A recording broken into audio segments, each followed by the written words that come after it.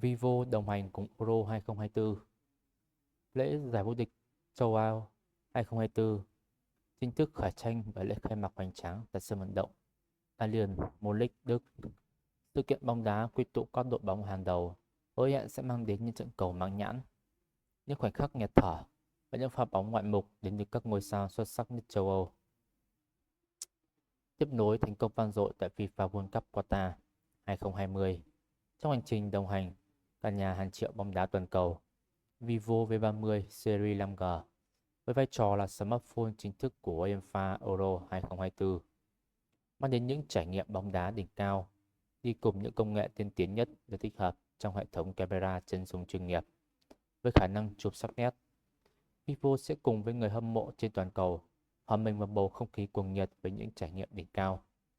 cho phép người dùng bắt chọn những bức ảnh chân dung chuyên nghiệp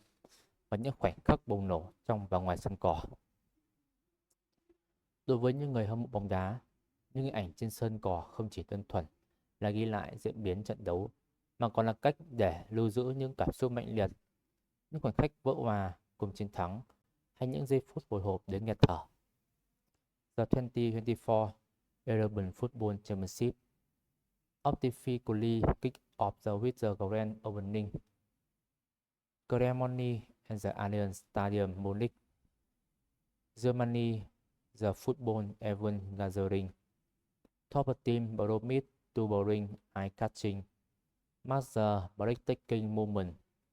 and the play from Europesta. Following the resounding success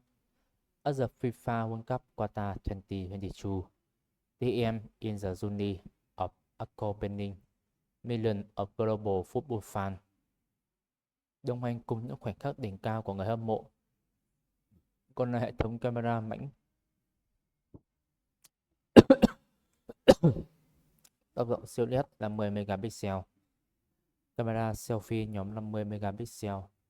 và camera chính màu sắc chân thực